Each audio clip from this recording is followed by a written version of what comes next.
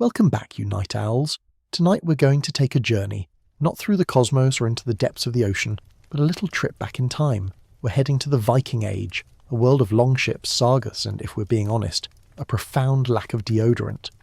Imagine for a moment that you've been magically plopped down into a muddy Norse settlement, your comfy PJs replaced by a rough-spun wool tunic, and your smartphone has vanished, leaving you with nothing but a lingering sense of dread.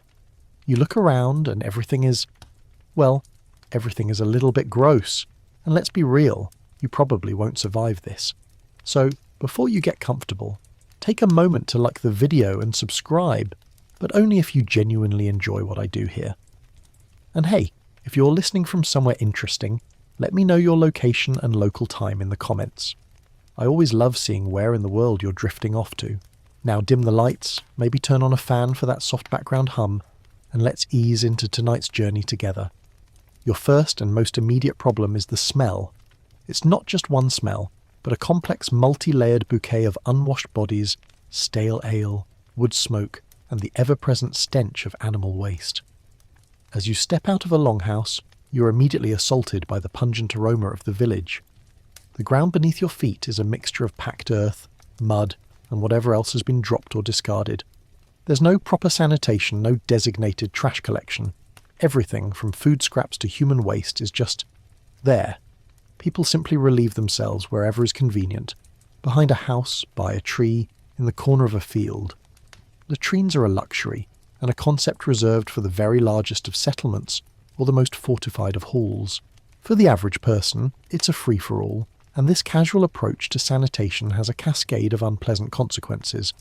The water you drink is often contaminated, drawn from the same rivers and streams where people and animals do their business. It's a vicious cycle of filth and disease, and you, with your modern sensibilities, are already gagging. You're used to clean, treated water flowing from a tap, not a murky, questionable liquid you'd be foolish to even dip a toe in. Your own personal hygiene is also a stark wake-up call. The Vikings, contrary to some popular myths, weren't complete slobs. They actually took pride in their appearance, especially compared to their Anglo-Saxon neighbours. They had combs, ear cleaners, and even tweezers made of bone or wood. You'd probably see them in the sagas described as fastidious, a word that would make you laugh a little right now. You'd be given a simple wool tunic and breeches, and you'd wear them for days, maybe even weeks without washing. Fabric, especially wool, was a precious commodity, not to be wasted on frequent laundering. Washing your clothes means hours of back-breaking labour, beating the grime out with a paddle in a cold stream. So you don't. You just wear it, and it slowly absorbs the stench of the world around you. Your hair, too, is a tangled mess. Hair washing is an occasional laborious process. Soap, if you can even call it that, is a mixture of animal fats and wood ash, a far cry from your favourite shampoo. You're sticky, you're dusty, and you're starting to itch in places you didn't know you had. The flies, ever present, are starting to get familiar. The lack of basic dental hygiene is also a truly horrifying prospect. You might find a small bone toothpick or a stick to chew on, but that's about it. There's no fluoride, no dentists, no toothbrushes. You'd be looking at a future of stained, rotting teeth.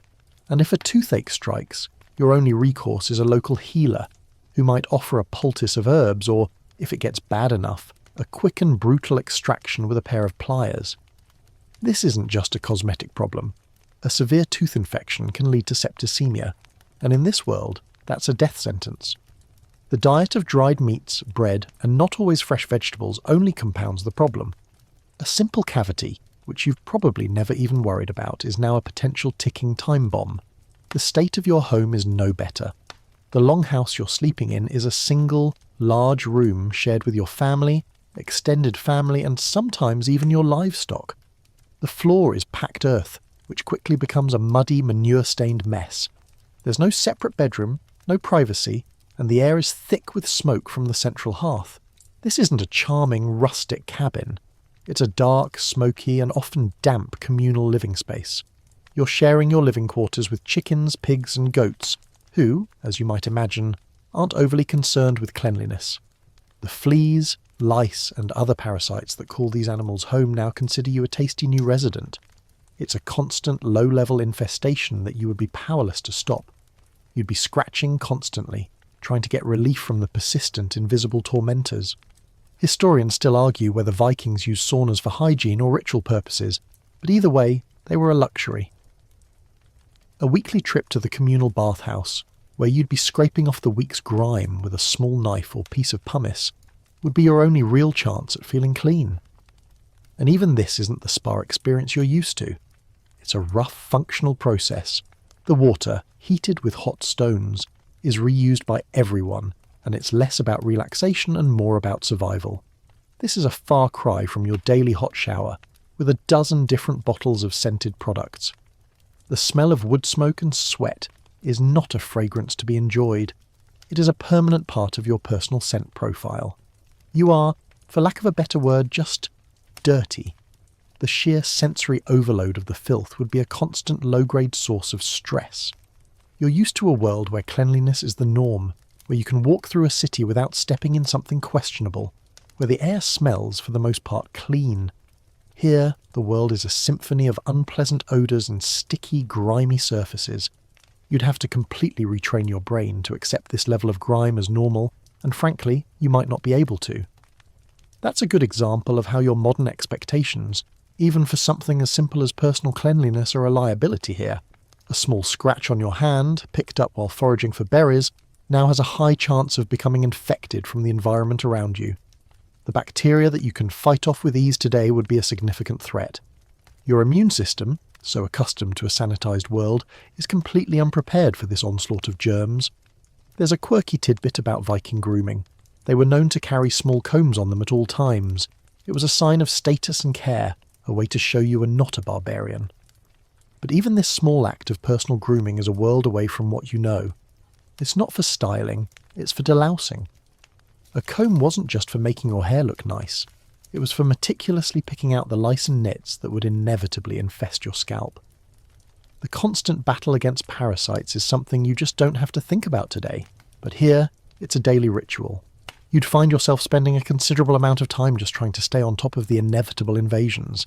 It's a tedious, endless war against tiny creatures you probably thought only existed in history books or horror stories. You'd be scratching your head constantly, a telltale sign of the new reality you've been thrust into. And it's not just the people and the homes. The food is also a source of unsanitary conditions. There are no refrigerators, no freezers. Meat is preserved with salt or smoke, and sometimes it's just a little bit off. You'd be eating things that you wouldn't even touch with a 10-foot pole today. But you're hungry, and you can't afford to be picky. The risk of food poisoning is ever present, and a bad stomach bug, which you would take an antacid for today, could become a deadly bout of dysentery. The casual attitude towards cleanliness in food preparation, from handling raw meat to the lack of hand washing, is truly horrifying. You'd have to trust that the person cooking your meal had at least rinsed their hands in the questionable water, and that's a trust you probably wouldn't have. So before you've even had your first full day, your body is already in shock. The smells, the dirt, the constant itching, the fear of what you're about to eat, it all adds up. Your modern, sanitized body and mind are completely unprepared for the sheer, unyielding reality of Viking Age filth. It's not a romanticized, rugged existence. It's a perpetually grimy one, and your delicate system, so used to a world of soap and running water, is about to face its first, and perhaps greatest, challenge. The gnawing hunger starts subtly. You wake up on a hard, straw-filled mattress. The unfamiliar aches in your back and neck are testament to the night's sleep. Your stomach, however, is what really gets your attention. It's not the a little peckish before breakfast feeling you're used to. This is a deep, hollow sensation. A kind of internal alarm bell that's already ringing at full volume. The fire in the hearth is a smouldering pile of embers, and the longhouse is shrouded in a chilly pre-dawn gloom. You look around for something, anything to eat, and your modern mind expects to see a pantry, a refrigerator, a cupboard full of cereals. What you see instead is a few hanging joints of meat, a sack of grain, and some root vegetables piled in a corner. The illusion of a plentiful, feast-filled Viking life, so often portrayed in movies, is shattered by the simple, brutal reality of food scarcity. Your first meal is a thin porridge, made from barley or oats, boiled with water, and maybe a dash of salt if you're lucky. It's warm, it fills the empty space in your belly, but it lacks flavour, nutrients, and the comforting satisfaction of a proper breakfast. The other members of the household eat it silently, with a practiced efficiency that tells you this is just fuel, not a pleasure. There are no choices here. No bacon, no eggs, no toast. Just this thin gruel, day after day, week after week. The monotony of the diet would be its own form of torment. You crave something fresh, something sweet, something fried. Your body, accustomed to a constant supply of energy-rich foods, is already starting to panic.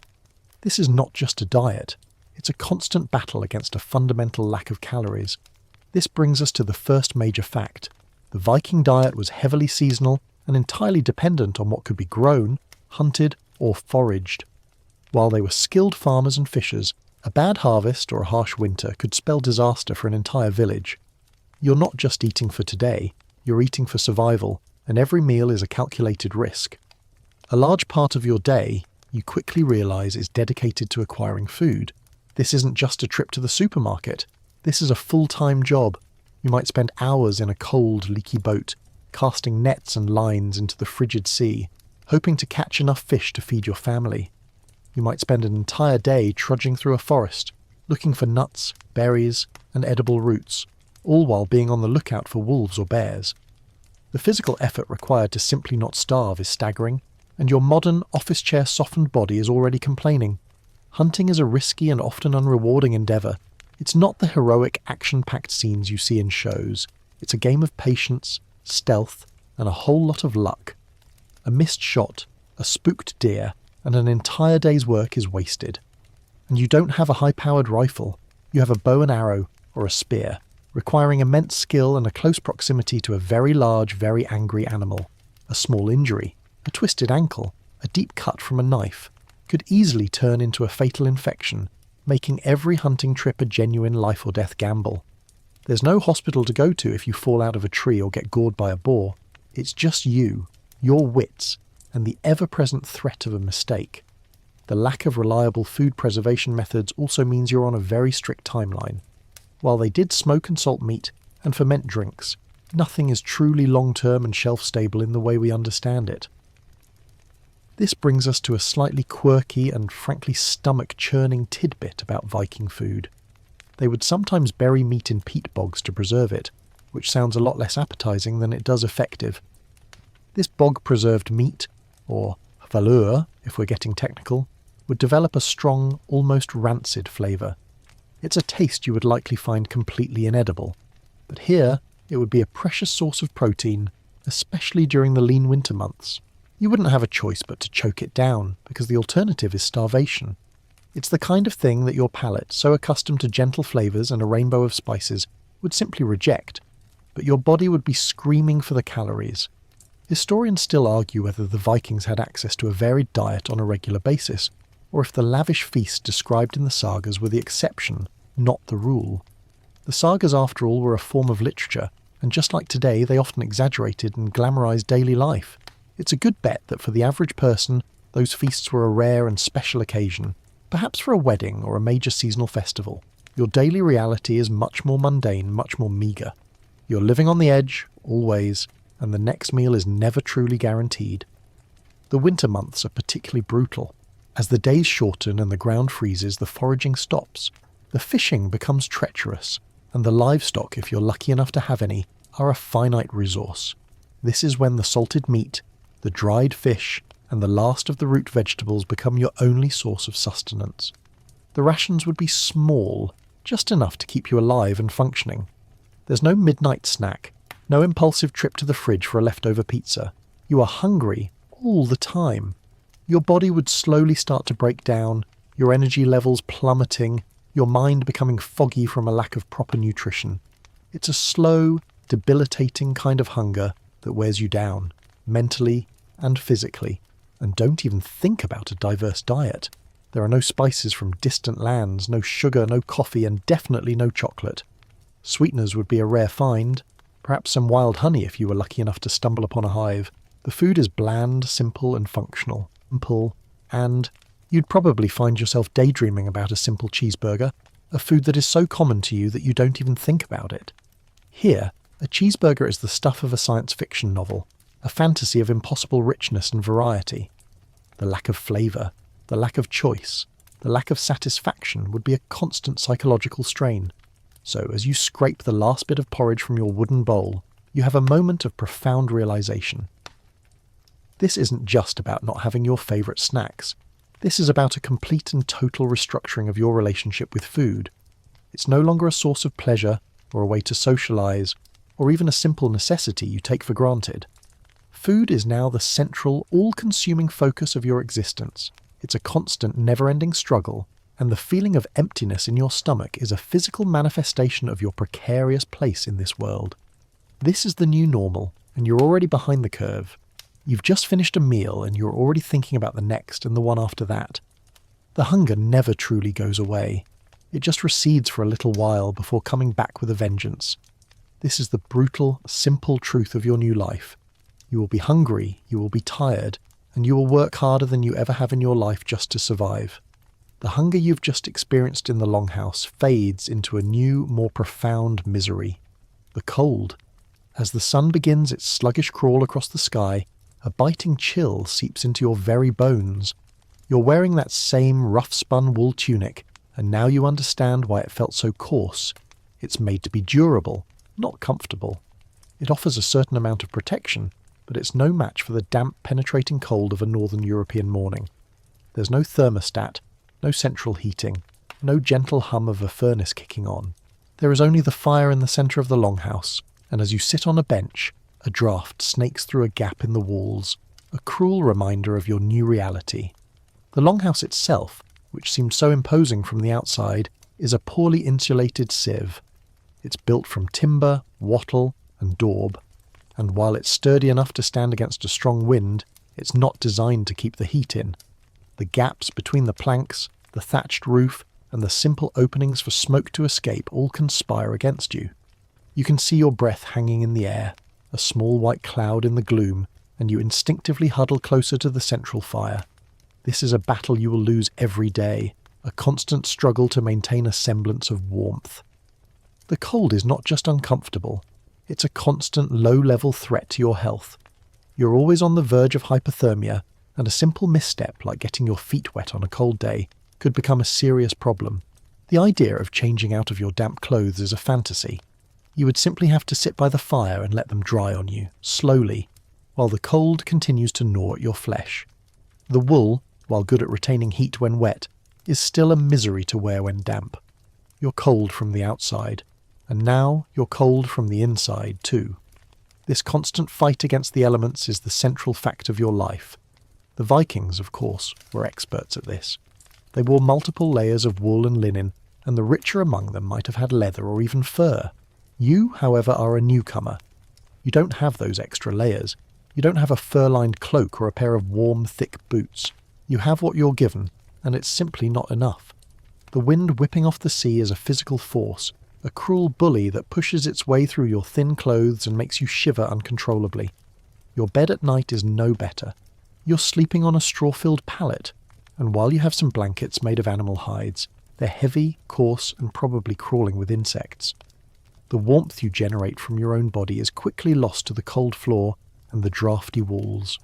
You would spend the night in a state of semi-awareness, constantly shifting to find a warm spot, listening to the creaks and groans of the longhouse as the wind buffets it.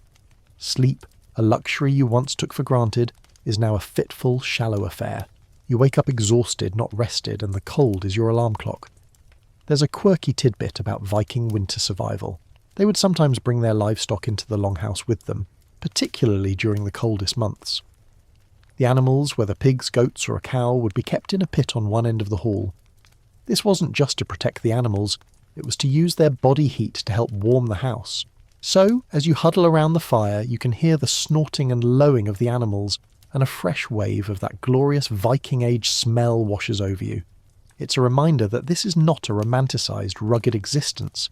It's a pragmatic, often smelly, and always cold battle for survival. Historians still argue whether Vikings suffered from widespread seasonal affective disorder. Sad, but given the long, dark winters, it's not a stretch to imagine. The days would be short, the nights long and seemingly endless. The lack of sunlight, combined with the constant cold and the perpetual gnawing hunger, would take a severe toll on your mental health. You're not just fighting a physical battle, you're fighting a psychological one as well. The darkness and the cold would press in on you, making every day feel like an insurmountable challenge. There's no bright light therapy, no vitamin D supplements, no escape. You are trapped in this cold, dark world, and the only light comes from the flickering fire which only warms one side of you at a time. The simple act of going outside is a monumental effort. The cold is a wall you have to push through. Your fingers and toes would be perpetually numb, and the risk of frostbite would be a genuine concern. There's no easy way to get warm again once you've been out for a while. You can't just run inside and turn on a space heater. You have to endure, to suffer through the cold and slowly let the fire in the longhouse thaw you out. This process is painful, and you'd find yourself trying to avoid going outside as much as possible, which, as we'll see, is a luxury you can't afford. Remember that thin gruel you ate earlier? The cold makes that hunger even worse. Your body is burning through calories at an alarming rate just to keep you warm. You're a machine running on a low tank and the engine is constantly in overdrive. You're tired, you're hungry, and now you're freezing, and these three sensations are a relentless assault on your well-being. The Viking diet, already meagre, is now a critical lifeline. A little bit of fat or a few extra calories could be the difference between making it through the day and succumbing to the cold. So you sit there, shivering, watching the smoke curl up to the open hole in the roof, and you think about your old life. You remember the simple pleasure of a warm blanket on a winter night, a hot cup of tea, the radiant heat from a radiator. These aren't just comforts. They are a profound separation from the natural world that you now find yourself a part of. This is a world where comfort is a fleeting myth, and survival is the only thing that matters. The cold is not just a season, it's a character in your story, a silent, relentless antagonist that is always there, always waiting to exploit your weaknesses. Your modern body, so used to being coddled and controlled, is now at the mercy of the raw, untamed forces of nature, and it's only just beginning to get cold. The cold, the hunger, the constant grime. They are the backdrop to your new life, but they're not the main show. That honour belongs to the relentless, back-breaking labour that defines every waking hour. You've just finished a meagre breakfast, and now you are handed a heavy, rough-hewn hoe. The ground outside is a patchwork of mud and stubborn, rocky soil. It's time to farm, and you quickly realise that farming in the Viking Age is not the idyllic, pastoral image you might have held. It's a brutal, unforgiving war against nature. You trudge out to the fields, and the cold bites at your face and hands. The soil, which has been worked and reworked for generations, is dense and full of stones. You have to swing the hoe with all your might, grunting with effort just to break the surface. The hoe isn't a modern, lightweight tool. It's a heavy piece of wood with a hunk of iron strapped to it. Your hands, soft and uncalloused, from a lifetime of tapping on keyboards, are already starting to sting and blister. The work is rhythmic, monotonous, and utterly exhausting. You bend, you swing, you break the soil, and you repeat, hour after hour. This isn't just planting a few seeds, this is about survival.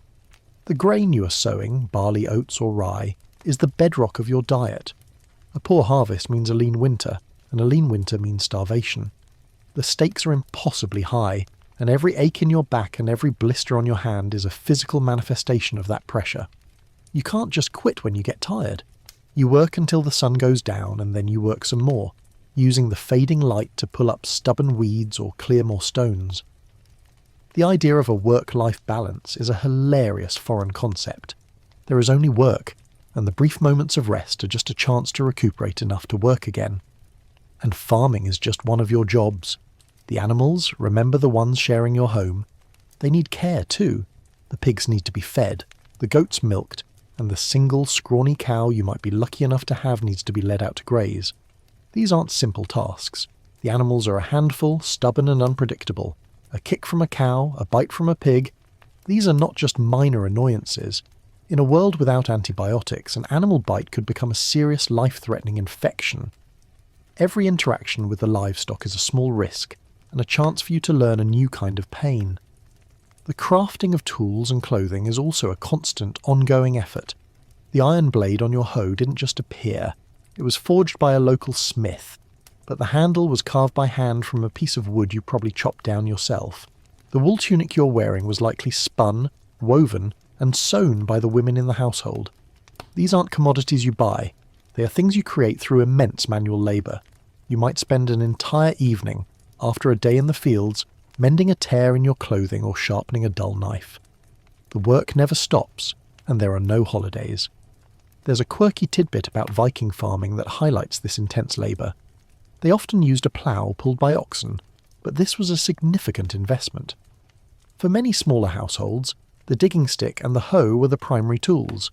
The sheer physical force required to break and turn the soil with just a few basic hand tools is almost unimaginable to you. It's a testament to the sheer human willpower required just to scratch a living from the earth. A modern tractor, a simple thing you see on a drive through the countryside, represents a level of technological advancement that would be a literal miracle to you now. It's a force multiplier that would save you a lifetime of back pain. Historians still argue whether women and men had clearly defined roles in Viking society. While men often handled the heavy farm work and raiding, and women managed the household and crafting, these lines were blurry. A woman might be found working in the fields, and a man might be found helping with the spinning of wool. The sheer volume of labour required to keep a household running meant that everyone had to pitch in, regardless of gender. Your gender roles, so carefully constructed in your own time, are completely shattered by the necessity of survival. If a job needs doing, and you have a pair of hands, you are doing it. Period. The perils of this physical labour are not just a matter of aches and pains, they are a constant low-level threat of injury and death. A slip of the axe while chopping wood could mean a lost finger, or a deep gash that becomes infected. A fall from a ladder while mending a roof could mean a broken leg, which in this world is almost as bad as a death sentence. A person with a broken leg can't work, and a person who can't work is a drain on the household's limited resources. You would be a burden, a mouth to feed that can't contribute. Your only hope would be a slow, painful recovery, and a return to the fields as soon as you could stand. There's no disability insurance, no workers' compensation. You break, you don't eat. It's a simple, cruel equation. The sheer physical exhaustion would also make you a danger to yourself. Your mind, dulled by fatigue, would be less sharp, more prone to mistakes. A simple task like carrying a heavy stone to a wall could become a back-breaking disaster. You would be in a perpetual state of physical and mental weariness, a kind of bone-deep fatigue that a night's sleep on that straw mattress can't possibly fix. This isn't the exhaustion you feel after a long day at the gym. This is a total body and mind depletion that never fully dissipates. The idea of a weekend, of a day of rest, is gone. The sun rises, and you work. The sun sets, and you work some more by the light of the fire. The only thing that breaks the monotony is the change of seasons. In winter, the farm work slows, but the indoor work of crafting, mending, and preparing for the spring begins. There's no downtime, no Netflix, no video games to occupy your mind. Your entire existence is a monument to physical labour and survival. So as you straighten your back, a sharp pain shooting up your spine, you realise this is the true core of your new life. It's a life lived on your knees, with your hands in the dirt, and your body in a constant state of rebellion against the work it is being forced to do. Your modern body, so accustomed to ease and comfort, is now a tool, and it's a tool that is not well suited for this job. You would be a constant liability, slow, weak, and unaccustomed to the punishing demands of a life lived by the strength of your back and the calluses on your hands. This is the truth of the Viking Age. You work, or you die. And you are, for the first time in your life, truly, utterly, and completely exhausted. You've survived the morning of back-breaking labour, but as you trudge back towards the longhouse, you're greeted by a new, more unsettling sight. Children. They aren't playing the cheerful games you're used to seeing. They're working. A little girl no older than 7 is meticulously mending a fishing net, her small fingers deft and quick. A boy of about 10 is struggling to carry a bucket of water from the well, the heavy wooden yoke digging into his small shoulders. This is your introduction to the brutal reality of Viking childhood, a period of life that you would not last a day in. Childhood, as you understand it, is a modern invention. The idea of a protected, carefree period of learning and play is completely foreign here. Children are not seen as small adults to be coddled. They are seen as small workers, and their value is measured by their ability to contribute to the household. The moment they are old enough to grasp a tool, they are given one.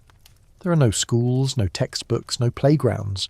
There is only work, and the lessons of survival are taught through doing. This early entry into a life of labour is a central fact of Viking childhood. A boy would learn to handle a hoe and a scythe almost as soon as he could walk. He would be taught to herd animals, to chop wood, to fish, and to track game. A girl would learn to spin wool, to weave cloth, to cook over an open fire, and to care for the younger children. This isn't a form of child abuse, it's a necessity. The entire household, from the youngest to the oldest, must contribute for the family to survive. A child who can't work is a burden, and in a world of scarcity, a burden is a dangerous thing to be. The risk of injury and death for these children is staggering. You watch the young boy with the water bucket stumble and your heart lurches. He catches himself just in time, but you know that a simple fall, a deep cut, or a broken bone is a constant threat. There are no safety regulations, no padded play areas. The world is a dangerous place, and children are expected to navigate it with a maturity and caution that you don't see in modern adolescence. The risk of death from a simple accident is a constant quiet hum in the background of their lives, and that's if they even make it past infancy. This is perhaps the most chilling reality of all. Infant mortality in the Viking Age was horrifyingly high. A large portion of children would not live to see their first birthday. A common, though quirky tidbit about this era is the practice of exposure. When a baby was born, it was the father's decision whether to raise the child or to leave it to die. A weak, sickly or deformed child might be taken out into the wilderness and left to the elements. This was not seen as an act of cruelty, but a pragmatic choice. The family's resources were too limited to support a child who was unlikely to survive or contribute. It's a practice that would make your stomach turn, but here it's a hard reality born of a desperate world. Historians still argue whether exposure was a widespread practice or a rare occurrence, but the fact that the sagas mention it at all tells you something about the casualness with which they viewed infant life. A child wasn't a person with intrinsic rights from the moment of birth. A child was a member of the family only once they were formally accepted and named, usually in the first few days of life.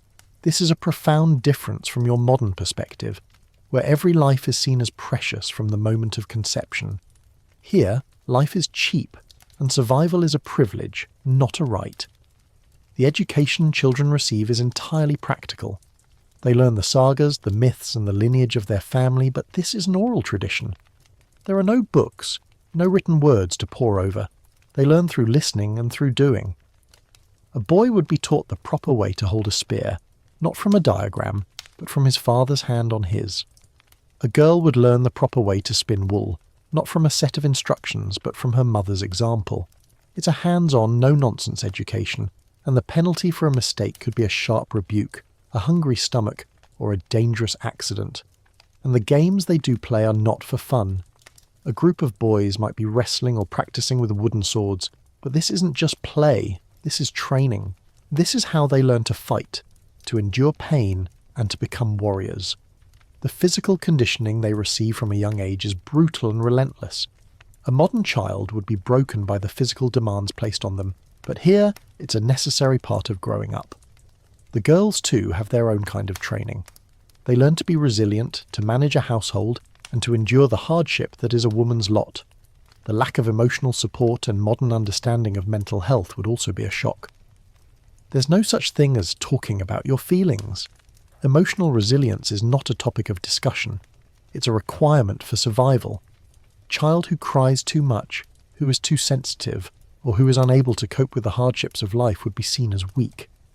In a world that values strength and stoicism above all, this would be a difficult, lonely existence for a child who is not born with those traits. The social structure they are born into is also a fixed reality from day one. You are born a slave, a freeman, or a chieftain, and that is your lot in life.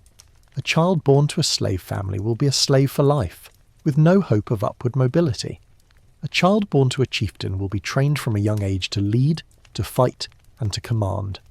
Your modern idea of a meritocracy, where hard work and talent can take you anywhere, is completely absent.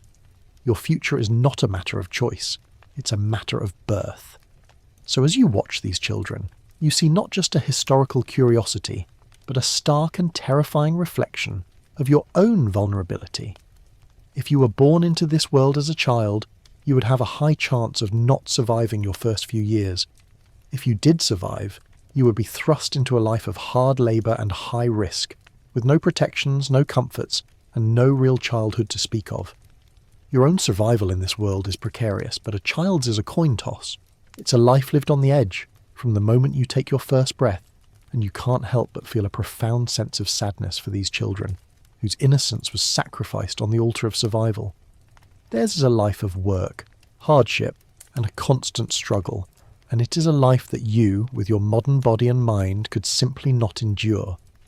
The sheer weight of this reality is now a physical force, pressing down on you as you watch the boy with the water bucket trudge back up the hill.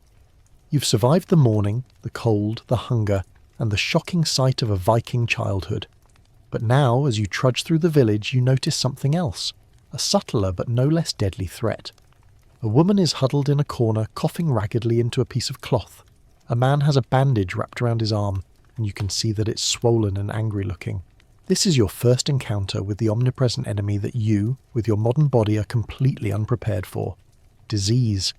In your old life, a cough is an annoyance, a fever is a temporary setback, and a cut is something you clean, bandage, and forget about. Here, these are all potential death sentences. There is no understanding of germs, no concept of antibiotics, and the primitive medical knowledge of the time would make you recoil in horror. The air is thick with bacteria from the unsanitary conditions we discussed earlier, and your immune system, so accustomed to a sanitized world, is a fragile shield in a brutal war. The healer of the village, if there is one, is not a doctor. They are a person with a collection of herbs, a set of folk remedies, and a healthy dose of superstition. A fever might be treated with a poultice of willow bark, which does contain a form of aspirin, a small bit of genuine help in a sea of well-meaning but ultimately useless treatments. But a deep infection, a bad case of the flu, or something as simple as pneumonia would be beyond their abilities. A deep cut, a scrape, or even a bad animal bite would almost certainly become infected. You'd watch as the skin around the wound turned red, then black, and the pain would become a throbbing, relentless torment. The only treatment for a severe, localized infection might be to burn the wound with a hot piece of iron, a brutal and often ineffective measure that would leave you screaming in agony. This brings us to a mainstream historical fact. The Vikings practiced a form of surgery, but it was incredibly rudimentary and high risk. We know from archaeological finds and sagas that they could set broken bones and even perform tree panning, drilling a hole in the skull. But these procedures were reserved for specific situations and had a very low success rate. A broken leg that is poorly set would likely leave you with a permanent limp, or worse, a bone that never truly heals, leaving you in constant pain and unable to work. And tree panning, while an impressive feat for the time, was an incredibly dangerous procedure that would have likely led to a fatal infection. There's a reason a broken bone was often seen as a life-altering event. It didn't just hurt, it could ruin you. The lack of personal hygiene and public sanitation is the root cause of many of these problems. Remember the contaminated water and the communal living spaces? Those are breeding grounds for disease. A simple bout of dysentery, caused by drinking bad water, would be a terrifying ordeal. You'd be laid low with fever, cramps and diarrhea, and there would be nothing to stop it from running its course. Dehydration, in a world without IV drips or clean water, would be a real and deadly threat. You could easily die from something as simple as a stomach bug. This brings us to a slightly quirky and very Viking-specific tidbit. The Vikings used a variety of plants and herbs for medicinal purposes, but some of their remedies were, to put it mildly, bizarre. One of the more famous is the use of moss and spiderwebs to stop bleeding. While some moss does have antiseptic properties, and a spiderweb is a great way to introduce dirt and bacteria into an open wound, the idea was that you were at least doing something. Another strange remedy was the use of a crushed beetle for a fever, a treatment with no scientific basis whatsoever. These remedies were a blend of practical knowledge, superstition, and wishful thinking, and for a modern person, they would be as terrifying as the diseases they were meant to cure. Historians still argue whether the Vikings understood the concept of contagious disease. While they might have understood that you could get sick from being near a sick person, they would have likely attributed it to a curse, a bad omen, or an imbalance of the humours, rather than to a microorganism. This lack of understanding would make them incredibly vulnerable to epidemics. A plague, which you are completely immune to today thanks to vaccines and modern medicine, would rip through a Viking village like a wildfire, leaving a trail of death and devastation. You, with your untested immune system, would be an easy target, and it's not just the big, terrifying diseases, it's the small, nagging ones that would wear you down. Chronic pain from poorly healed injuries, persistent fevers from low-grade infections, and a general feeling of being unwell would be your new normal. You wouldn't have a moment of genuine, pain-free rest. Your body would be in a constant state of low-level war, fighting off one infection after another. The fatigue, the weakness, the pain, it would all add up, slowly grinding you down. Remember that scratch on your hand you got in the previous section? It's now a throbbing red line, and it's a source of constant low-grade worry. You'd find yourself compulsively checking it, trying to keep it clean with what little clean water you have, and praying to the gods that it doesn't get worse. Every small injury is now a source of genuine fear. A rusty nail, a sharp stone, a thorn from a bush. These are not just minor irritants. They are potential vectors for death. The lack of dental care we talked about earlier also comes back with a vengeance. A severe toothache left untreated could cause an abscess. In this world, an abscess can lead to a systemic infection that could kill you. You'd have to choose between a painful, prolonged death and the truly horrifying prospect of a tooth being yanked out with a rusty pair of pliers, a procedure that would likely cause even more infection and pain. It's a lose-lose situation. So as you walk through the village, you see that disease is not a rare occurrence. It's a fact of life. It's a constant shadow, a quiet killer that is always lurking. Your modern body, so used to being protected and coddled, is now exposed to a world of biological horrors. You're a visitor in a land where the smallest misstep, the simplest scratch, or the most common cold could be the end of you. And you know, deep down, that you are just a walking collection of vulnerabilities, waiting for your luck to run out. The perils of the village are now a grim reality, but you start to get a sense of something even more terrifying, the world outside. As you look toward the sea, where the longboats are moored, you're filled with a mix of awe and dread. These ships, so iconic in modern media, are not the romantic vessels of adventure you've seen in movies. They're fragile, open-air coffins, and your first thought of travel is not one of excitement, but one of pure, unadulterated fear. Travel in the Viking Age, whether by land or by sea, is a treacherous nightmare, and your modern expectations of a smooth, predictable journey would be a fatal liability. A ship journey, for example, is entirely at the mercy of the elements. There is no weather forecast, no satellite navigation, and no coast guard to radio for help. The success of a journey is a matter of skill, luck, and the whims of the gods. You would be in a wooden boat, a thin skin of wood separating you from the icy, unforgiving sea.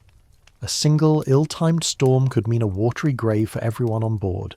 The waves would be immense, and the cold spray would drench you to the bone, a relentless assault on your already failing body. The ships themselves are marvels of engineering for their time, but they are not comfortable. There are no cabins, no bunks, no dry, warm spaces to retreat to. You would be one of the crew, packed in tightly with the others, your only possessions a small bag of dried food, and a woolen blanket that is never truly dry. You would be tasked with rowing, bailing, and keeping watch. The physical exertion would be immense, and the lack of sleep would quickly wear you down. This isn't a cruise, it's a desperate, exhausting slog. This brings us to a mainstream historical fact. The Vikings were incredibly skilled navigators, but their tools were rudimentary. They used the sun, the stars, the flights of birds, and the colour of the water to chart their course. This knowledge was passed down through generations, and it was a skill that you, as a newcomer, would simply not possess. You would be a liability on a ship, a mouth to feed that contributes nothing to the navigation. The men around you, with their deep knowledge of the sea and the sky, would be a constant reminder of your own profound ignorance. A foggy day or a cloudy night would turn your journey into a blind gamble, and the tension on board would be palpable. But the sea isn't the only danger. The land too is a hostile, unforgiving place. If you're travelling by foot, you are at the mercy of the wilderness. The trails are not paved, there are no road signs, and the forests are vast and dark. You are a walking meal for a wolf or a bear, and there is no ranger station to help you. You are also a target for bandits or a rival clan. The idea of travelling alone is a death wish. You would travel in a group, but even a group is not immune to a surprise attack or an unfortunate encounter. A slightly quirky tidbit about Viking land travel is the use of stone markers, or cairns, to mark the way. These simple piles of stones would be your only guide on a long journey. You would be taught to look for them, to add a stone to the pile as a sign that you had passed safely, and to treat them with a reverence that you would normally reserve for a map or a GPS. The sight of a cairn would be a genuine relief, a sign that you were on the right path and that someone else had been there before you. Historians still argue whether Viking raids were primarily for plunder or for expansion and settlement. The truth is likely a combination of both, but for you, the end result is the same: conflict. The roads are not safe. There is no centralised law enforcement. The only law is the strength of your sword arm and the loyalty of your companions. A chance encounter with another group of armed men could turn into a fight for your life in an instant, and there would be no police to call, no court to arbitrate the dispute. The concept of justice is a brutal personal affair, and then there's the psychological toll of travel. You're constantly on edge, constantly scanning the horizon for a sign of danger. Every rustle in the bushes is a potential ambush, every shift in the wind is a potential storm. The journey is not a relaxing vacation. It is a prolonged period of high-stress vigilance. The fear would be a constant companion, gnawing at your nerves and making it impossible to truly rest. You would be a stranger in a strange land, with no understanding of the local customs or laws. A simple misstep, a wrong word, could get you killed. Remember the hunger we talked about earlier? On a journey, it would be even worse. You would have a limited supply of dried meat and hard bread, and you would be rationing it carefully. There's no restaurant to stop at, no vending machine to grab a quick snack from. You would be hungry, tired, and terrified, and the only thing keeping you going is the hope of reaching your destination. The idea of getting lost is not just an inconvenience. It's a slow, agonizing death from exposure and starvation. The concept of time is also different. There's no such thing as an ETA. A journey that you think will take a few days could easily be stretched into weeks by bad weather or an unfortunate event. You're completely disconnected from your destination. The person waiting for you at the other end has no way of knowing if you're alive or dead. The uncertainty would be a constant low-grade torment for both you and your loved ones. So as you stand there looking at the longboats, you realise that travel is not a freedom. It is a terrible risk. It's a gamble with your life, your health, and your sanity. You would be a tourist in a world that doesn't understand the concept of a tourist. You would be seen as a potential threat, a potential victim, or a potential asset to be exploited. Your modern idea of a journey is about getting from point A to point B. Here, the journey is the point, and it's a test of your limits, a trial by fire, a life lived on the edge of a sword. And you know, deep down, that you would be a terrible traveller, a liability, and a burden to anyone who had the misfortune of bringing you along. The world outside your village is not an adventure. It is a hostile, chaotic void, and your best hope of survival is to stay put, to stay hidden, and to never, ever venture out. You've come to terms with a constant struggle against the physical world, the cold, the hunger, the disease. But as you watch a group of villagers interact, a new and insidious danger becomes apparent. You see a man, dressed in finer clothes and carrying a heavy axe, walk by a group of common folk. They avert their eyes, their posture submissive. The man does not even acknowledge them. This is your introduction to the ruthless social hierarchy of the Viking Age, and you quickly realise that your modern egalitarian sensibilities would be a severe and potentially fatal handicap. Your place in this society is not a matter of choice or merit. It is a matter of birth, and it is a rigid, unyielding fact. At the very top are the jarls, the nobles and chieftains who own the land and command the respect and fear of the village. Below them are the carls, the free farmers and craftsmen who own their own land and are the backbone of society. And at the bottom there are the thralls, the slaves, who are owned by the jarls and carls and have no rights whatsoever. You, as a new arrival with no land, no family and no reputation, are somewhere between a thrall and a carl, and you are completely at the mercy of those above you. This is a mainstream historical fact. Viking society was not a free-for-all. It was a stratified, class-based system. The idea of liberty and justice for all is a foreign concept. The law is not for everyone. It is for the freemen. A thrall could be killed by their master with no legal repercussions. A thrall could not own property, could not marry without permission, and could not leave their master's land. A freeman, or carl, had rights, but they were still beholden to the local jarl. Your modern idea of a government that protects everyone, regardless of their social standing, is a fantasy. Your new life is defined by this social ladder. You are not a free agent. You are a dependent, and your survival hinges on the goodwill of the people around you. You must show proper deference to the jarl, or risk a beating or worse. You must work for the local carls, or risk being cast out of the village to fend for yourself, a sentence that is as good as death. Your every interaction is a careful dance of politeness and submission. You cannot speak your mind freely, you cannot challenge an authority figure, and you cannot demand rights that you do not have. A slightly quirky tidbit about Viking social status is the importance of a person's saga. A saga was not just a story, it was a form of social currency. A man with a great saga, a history of brave deeds and noble lineage, was respected and honoured. A man with a short or non-existent saga was a nobody, a person without a history, a person without a story.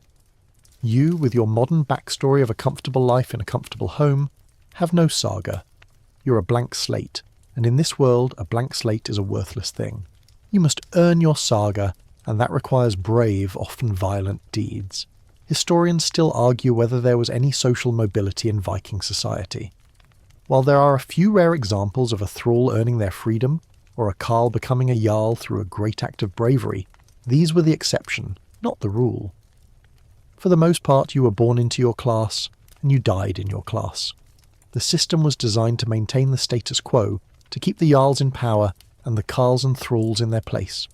Your modern idea of a Horatio Alger story, a rags-to-riches tale, is a fairy tale here. The odds are stacked against you, and there's no lottery ticket, no lucky break that will change your station. The gender hierarchy is another layer of this complex social structure. While Viking women had more rights than their contemporaries in other parts of Europe, they were still subservient to the men in their lives. A woman's value was often tied to her ability to manage the household and bear strong children. While a woman could own property and even initiate a divorce, her social standing was still heavily dependent on the men in her life, be they her father, her husband, or her sons. Your modern idea of gender equality is a dangerous pipe dream here. A woman who speaks her mind too freely, or who tries to assert herself too much, would be seen as a challenge to the social order, and the consequences would be severe. This social pressure would take a toll on your psyche. You're used to a world where you can, for the most part, be yourself. Here, you're forced to play a role, to act in a certain way, to say certain things and to not say others. The constant vigilance, the fear of making a social faux pas that could get you beaten or killed, would be a low-grade, constant source of stress. You would have to learn the unwritten rules of this society quickly, and you would have to follow them without question. Remember our earlier conversation about the hunger and the disease? Your social status dictates how well you can protect yourself from those things. A thrall would get the worst food, the least warm spot in the longhouse, and the hardest labour.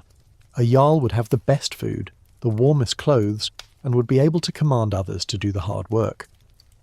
Your social standing is directly tied to your survival, and your lack of social standing is a profound vulnerability. The concept of honour is also inextricably linked to social status.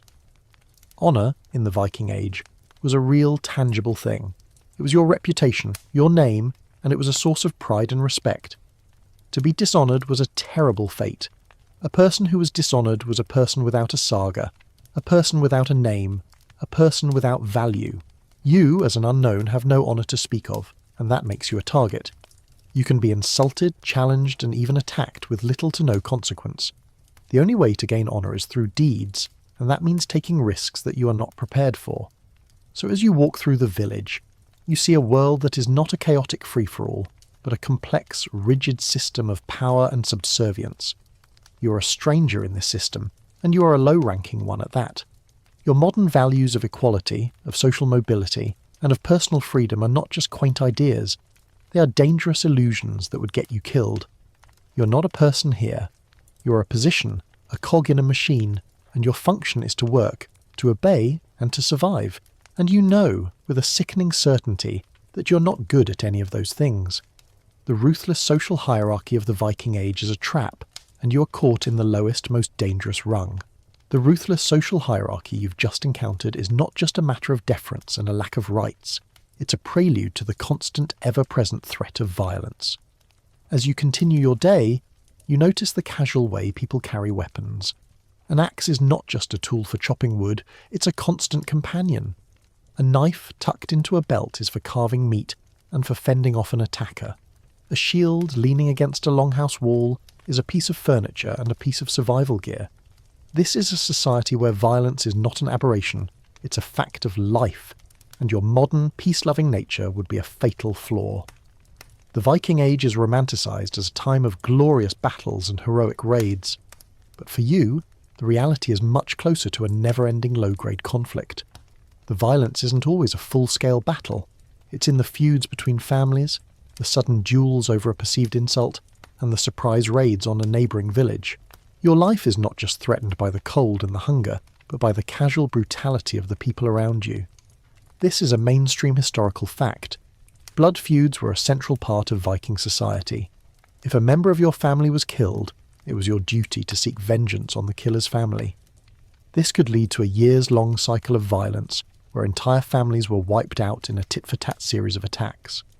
The law, if it existed at all, was a secondary concern to the demands of honour and revenge. You, with no family to back you up, are a lone actor in this drama, and that makes you incredibly vulnerable. You have no one to avenge you, and therefore you are an easy target. A person with a powerful family behind them is a dangerous person to mess with. You're not that person. The duels, or holmgangs, were another form of sanctioned violence. If you felt you'd been insulted, you could challenge your opponent to a fight to the death on a small island, or holmgang. While this was often a way to settle a dispute without a full-scale blood feud, it was still a brutal affair. Your modern idea of a polite disagreement or a legal battle is gone. Here, a disagreement can be settled with a sword, and the winner is the one left standing. Your lack of training, your lack of strength, and your lack of a warrior's mindset would make you an easy target for anyone with a grievance. A simple, sarcastic comment that you might make in your old life could get you challenged, and you would be forced to fight for your life, and you would lose. A slightly quirky tidbit about Viking combat is the idea of berserkers. These were warriors who were said to enter a trance-like state of rage, fighting with an almost supernatural ferocity. They would bite their shields, howl like wolves, and feel no pain. While the true nature of berserkers is still debated, some historians think it was a form of ritual, others think it was drug-induced. The fact that the stories exist tells you something about the nature of Viking warfare. It was not a gentleman's sport. It was a chaotic, brutal, and often terrifying affair, and a single berserker could be a one-man army. You, with your rational mind and your soft body, would have no chance against such a person. Historians still argue whether the Vikings were constantly at war, or if the sagas, which are our main source of information, simply focused on the violent parts of their lives. It's likely a bit of both. While not every day was a battle, the threat of conflict was always there. The longships were not just for trade, they were for raiding. The men in the village were not just farmers, they were warriors. Every man you meet is a potential enemy, and every woman you meet is a potential source of a grudge that could lead to a fight. You have to be constantly on your guard, constantly aware of the tensions and rivalries in the village. The lack of a police force or a court system means that you are your own protector.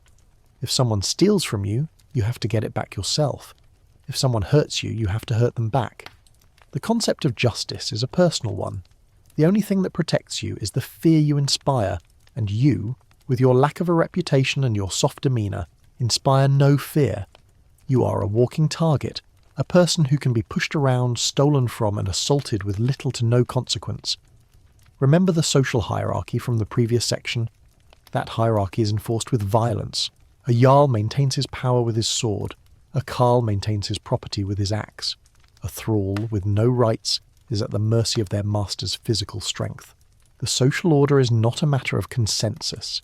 It is a matter of force, and you, with no force to back you up, are at the bottom of the pile. The social pressure to conform is not just about a disapproving look, it's about a potential beating or a death sentence. The psychological toll of this constant threat of violence is immense. You're used to a world where you can walk down a street at night without fear. Here, you would be constantly on edge. Every unfamiliar face, every loud noise, every raised voice is a potential threat. You would have to learn to be suspicious, to be guarded, to be ready to fight or to flee at a moment's notice. The peace and security you took for granted are gone, replaced by a constant low-level hum of anxiety. And the weapons themselves would be a source of fear. A Viking axe is not a clean surgical instrument. It is a brutal, heavy weapon designed to cleave through flesh and bone. A Viking sword is not a delicate rapier. It is a heavy, single-edged tool of war. The sight of these weapons, which are a part of daily life, would be a constant visceral reminder of the violence that is always just below the surface. You would be surrounded by death, by instruments of death, and by people who are not afraid to use them. So as you watch a man sharpen his axe, a casual, everyday act, you feel a deep sense of dread. This is not a man preparing a tool. This is a warrior preparing for war. This is a person who has no qualms about using that weapon to kill, if the situation calls for it. And you know with a sick certainty that you are not a warrior. You are a civilian in a war zone, and you're not equipped to survive. The constant, ever-looming threat of violence is the final nail in the coffin of your modern sensibilities, and you know, deep down, that you would not last a day. The constant, ever-present threat of violence you've just experienced doesn't just threaten your body, it begins to eat away at your mind. As the day wears on, you realise the fear you feel is not a fleeting emotion. It's a deep, bone-weary psychological toll that would completely break your modern psyche. The survival instinct that you, a pampered modern person, have only ever seen in movies would be in constant overdrive, and it would be utterly exhausting. The mental strain of living in a world of constant uncertainty is a profound, debilitating condition. You're used to a world where there are rules, where there are laws, and where there is a general sense of safety and predictability. Here, there is none of that. You don't know if the food you eat will be enough. You don't know if the longhouse will be warm enough. You don't know if the man you pass on the street is a friend or a foe. Every choice, every interaction, every moment is a potential risk, and the weight of that risk is a crushing burden. Your brain, which is wired for comfort and security, is now in a constant state of fight or flight. The smallest noise in the night, the sight of a shadow moving in the forest, a strange ship on the horizon, all of these things would trigger a full-blown panic response. Your heart would race, your palms would sweat, and you would be filled with a sense of dread. But here, there is no one to talk to about it. No therapist, no trusted friend who would understand. You would be expected to be strong, to be stoic, to bury your fear deep inside and present a brave face to the world. A person who shows fear is a weak person, and a weak person is a target. This brings us to a mainstream historical fact. Mental health, as we understand it, was not a concept in the Viking Age. A person who was mentally ill might be seen as possessed by a spirit or cursed or simply weak. There was no treatment, no understanding, and no compassion. You would be expected to simply get on with it, to pull yourself up by your bootstraps, so to speak. The psychological stress of your new life, which would be a legitimate source of concern today, would be seen as a personal failing. The constant vigilance would also lead to a deep-seated paranoia. You would start to distrust everyone. The man who offers you a drink might have a grudge. The woman who smiles at you might be a spy for a rival clan. The children who are playing in the streets might be scouting for a raid. Your world would shrink, becoming a small circle of distrust and fear, and the people in it would be seen as potential enemies. The joy of human connection, of friendship, and of love would be overshadowed by the constant nagging fear of betrayal. A slightly quirky tidbit about Viking psychology is the concept of wyrd, or fate. The Vikings believed that your life was predetermined, that your fate was already woven. This belief could be a source of strength, a way to accept the inevitable violence and death that surrounded them. But for you, a modern person who believes in free will and the power of choice, this belief would be a form of psychological torture. The idea that your every action is preordained, that your life is a script you're simply acting out, would be a crushing blow to your sense of self. It would rob you of your agency and your hope, and it would leave you feeling powerless in a world where you are already powerless. Historians still argue about the true mental state of the Viking warriors, particularly the berserkers. Were they in a trance? Or were they simply experiencing a kind of psychological dissociation, a way to cope with the horrors of battle? It's a fascinating question, but for you, the answer is irrelevant. The point is that these people, through a combination of belief, ritual, and sheer psychological grit, were able to turn off the part of their brain that says, "This is a terrible, terrifying thing." You, however, do not have that ability. Your brain is saying this is a terrible, terrifying thing every second of every day, and you are slowly but surely breaking under the strain. The long dark winters would also take a severe psychological toll. The lack of sunlight, the constant cold and the perpetual hunger would combine to create a perfect storm of misery. You would be a stranger in a world that is already hostile, and the darkness and the cold would be a physical manifestation of your mental state. There is no escape, no easy distraction, no way to just turn off your brain. You're alone with your thoughts, and your thoughts are all about fear, hunger, and cold. Remember our earlier conversation about the lack of communication? That would add to your psychological distress. You can't call your friends to vent, you can't talk to your family to feel better. You are an island, and the isolation would be a deep, profound source of pain. You would be surrounded by people, but you would be utterly alone, and the loneliness would be as debilitating as the hunger or the cold. You are a modern person who is used to a constant stream of information, of social connection, of distraction. Here, there is none of that, and the silence, the emptiness, would be a kind of psychological void. So as you sit in the longhouse, the firelight flickering across the faces of the people around you, you feel a deep, soul-crushing sense of dread. The physical dangers of this world are real, but the psychological ones are far more insidious. They are the ones that would break you, that would turn you from a person into a ghost. You would be a hollow shell, a shadow of your former self, and your mind, your greatest asset in your old life, would become your greatest enemy here. You would not last a day because the fear would not let you. It would consume you, and you would be a casualty of a war that you cannot see, a war that is being waged inside your own head. The psychological toll of fear is a constant, low-grade torment, but it is not the only thing preying on your mind. As you look up at the night sky, a breathtaking tapestry of stars you haven't seen since you were a child, you notice a strange symbol carved into a wooden post near the longhouse. It looks like a stylized knot, and it's a silent but powerful reminder of a new reality. A world saturated with strange superstitions and beliefs. Your modern, scientific and rational mind would find this world not just confusing, but utterly terrifying. This is a world where the line between the natural and the supernatural is blurred to the point of non-existence. The Vikings believed in a complex pantheon of gods and goddesses, Odin, Thor, Freya and others, who were not just distant deities, but active, meddling forces in their daily lives. You don't just pray to them, you try to appease them. A successful harvest is not a result of good farming, it's a blessing from Frey, the god of fertility. A terrible storm at sea is not a meteorological event, it's the wrath of Thor. You're not just a person here. You're a small, insignificant pawn in a cosmic game played by powerful, temperamental beings. This brings us to a mainstream historical fact. Norse mythology was not just a collection of stories. It was a living, breathing belief system that dictated everything from farming to warfare. The sagas, which we mentioned earlier, were not just entertainment. They were a form of religious text, a record of the deeds of gods and heroes that served as a moral and ethical guide. You would be expected to know these myths, to understand the complex relationships between the gods, and to follow the rituals that would keep them happy. A person who doesn't believe in these myths is a heretic, and in this superstitious world, a heretic is a dangerous person to be. The superstitions are not just about the gods either. The world is full of other, lesser supernatural beings. There are the Alpha or elves, who could be a source of good or evil. There are the trolls and giants, who live in the mountains and the forests and are always a threat. There are the landwights, the spirits of the land who must be placated with offerings. You can't just walk through a forest. You have to be mindful of the spirits that live there.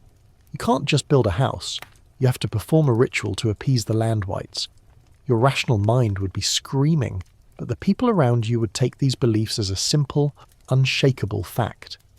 A slightly quirky tidbit about Viking superstition is the practice of divination. A seer, or volva, was a woman who was believed to have the power to see the future. She would use a variety of tools, from runes to ecstatic trance, to give advice and predict the outcome of a journey or a battle.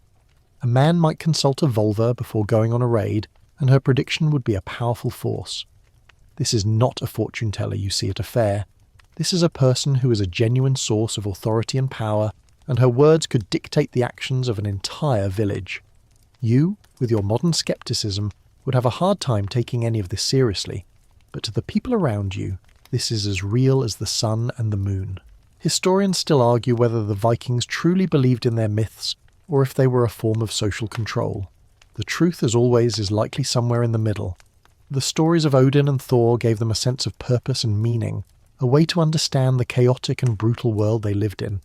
It gave them a reason to fight, a hope for an afterlife in Valhalla, and a framework for their moral and ethical codes. For you, these beliefs would be a source of profound confusion and unease. The idea of a world that is not governed by scientific laws but by the whims of supernatural beings would be a terrifying thing to wrap your head around. The runes, which we mentioned in passing, are another fascinating example of this. The runes were not just an alphabet, they were a form of magic. Each rune had a name and a meaning, and they were believed to have the power to cast spells, to protect, and to curse. You might see a rune carved into a weapon for good luck, or a rune carved into a house for protection. This is not just a language, it is a spiritual tool, and the people who could read and use the runes were powerful figures. You, who can't even read the runes, are not just illiterate, you're spiritually illiterate, and that makes you an outcast. The superstitions would also dictate your daily life in a million small ways. You might not be able to do something on a certain day of the week, or you might have to perform a small ritual before you eat. A flock of ravens flying a certain way might be a good omen, and a wolf howling in the distance might be a bad one. You would be in a constant state of trying to read the signs, to interpret the will of the gods, and to not accidentally anger a powerful supernatural being. The world you live in is not a cold, indifferent place. It is a place filled with spirits, gods, and other entities that are constantly watching and judging you. Remember our earlier conversation about the psychological toll of fear. These superstitions would only add to it. The fear of a raid, of a bad harvest, or of a terrible storm would be compounded by the fear of angering the gods, of being cursed, or of being possessed by a troll. The world is not just a place of physical danger, it is a place of spiritual danger, and you are not equipped to handle either. The sense of dread would be a constant, multi-layered thing, and it would be a form of psychological torture. So as you look at the carved rune, you realise that you're not just in a different time, you're in a different world. It's a world where science is not the answer, where reason is not a virtue, and where the supernatural is a simple, unshakable fact. Your modern rational mind, your greatest asset in your old life, is completely useless here. It's a tool that doesn't work, and you're a person who is trying to survive in a world that is fundamentally and terrifyingly illogical. The strange superstitions and beliefs of the Viking Age are not just a curiosity. They are a profound, uncrossable chasm between you and the people you're surrounded by, and they are one more reason why you would not last a day. You've come to understand the fear of the supernatural, but now you find yourself in a situation that is just as confusing and fraught with peril. A feast in the longhouse.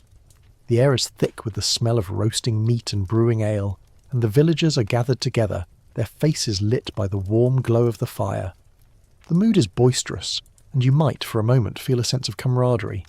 But then you notice the subtle glances, the careful way people hold their cups, and the charged atmosphere of the room. This is not just a party.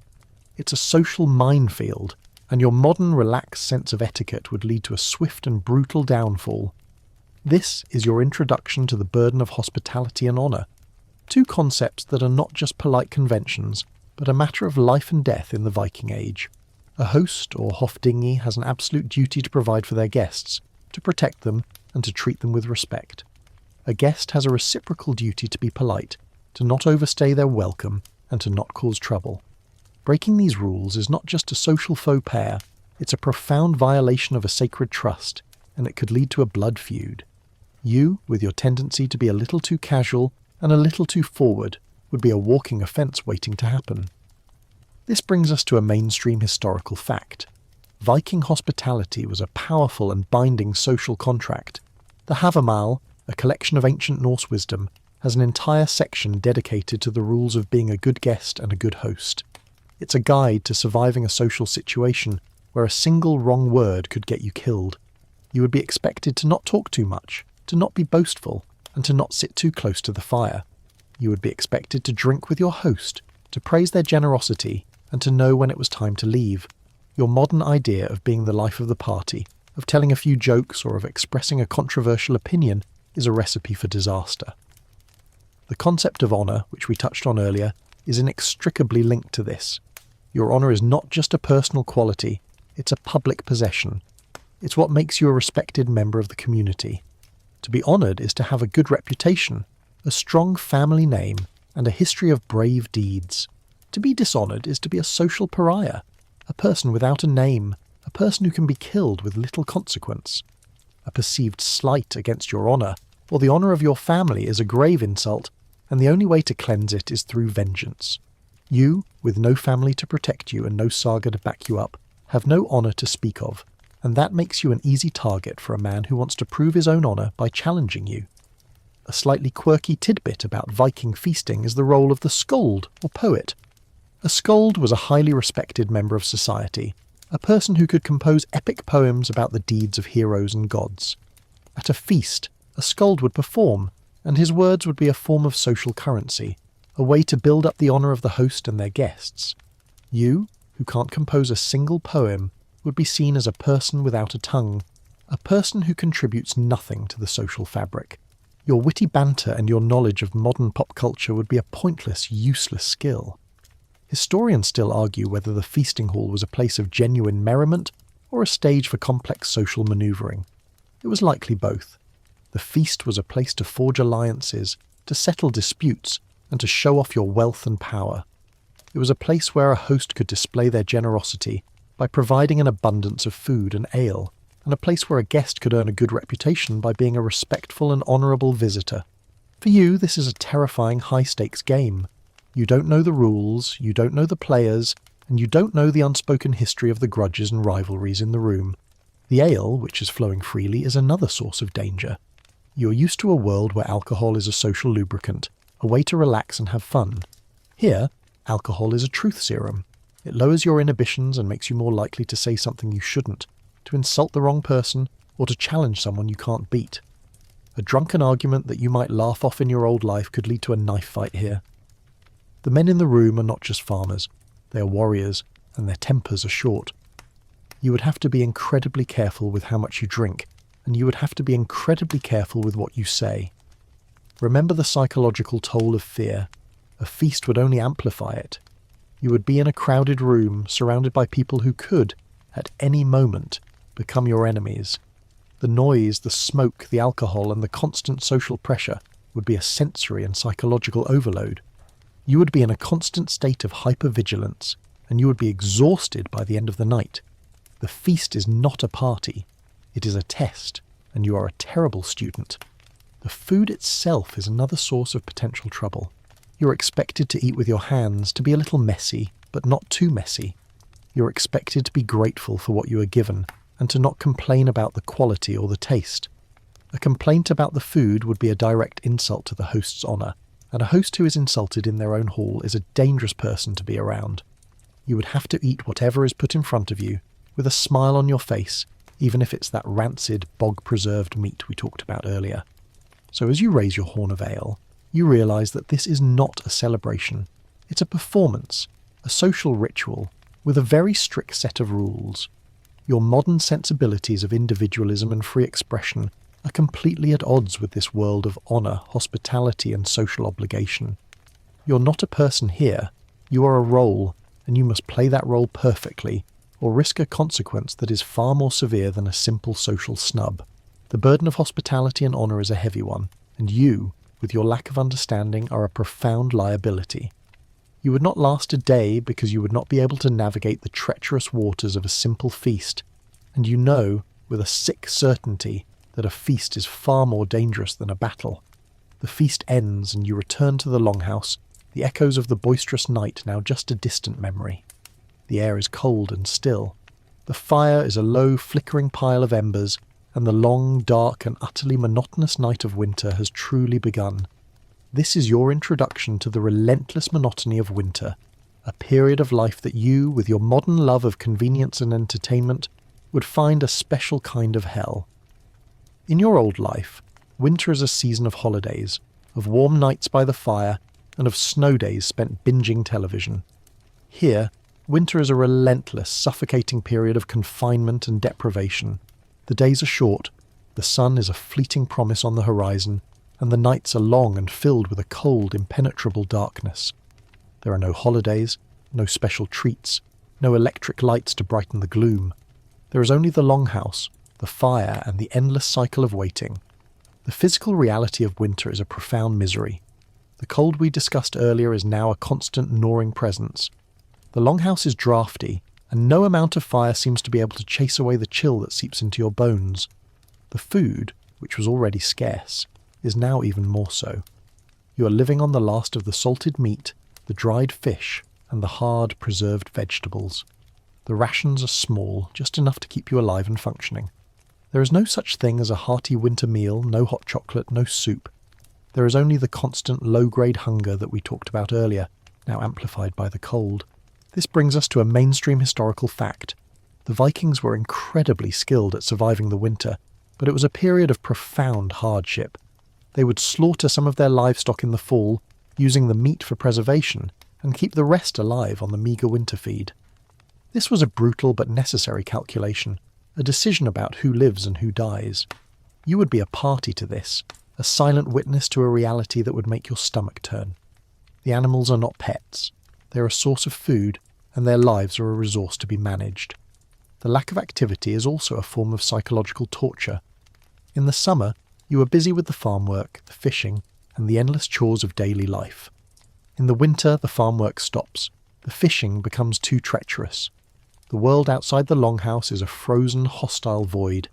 You're forced to spend your days indoors, in the smoky, cramped, and smelly confines of the longhouse. There are no books to read, no music to listen to, and no friends to call. There is only the endless, quiet hum of a life lived in confinement.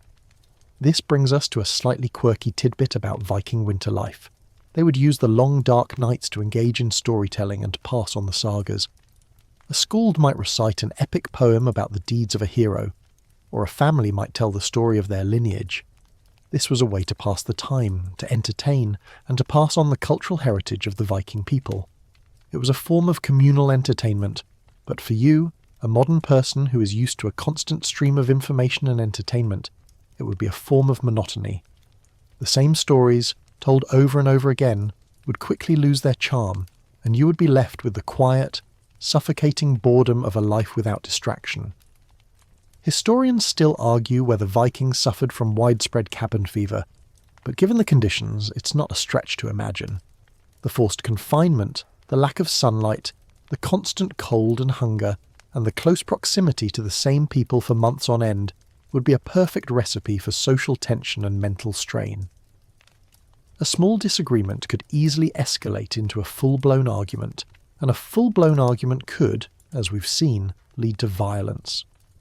The longhouse, which is your only source of warmth and safety, would also be a pressure cooker of tension and resentment. The lack of personal space is also a form of misery. You're sleeping with your family, your extended family, and your livestock in a single large room. There is no privacy, no quiet corner to retreat to. The noise, the smells, and the constant presence of other people would be a sensory overload. You would long for a moment of quiet, a moment to be alone with your thoughts, but there is no such thing. You are a part of a collective, and your individuality, your need for personal space is a luxury that you cannot afford. Remember the psychological toll of fear we talked about earlier? The winter would only amplify it. The long dark nights would be a time for the supernatural to come out of the shadows. The cold wind howling outside the longhouse might be the howl of a wolf, or it might be the cry of a troll.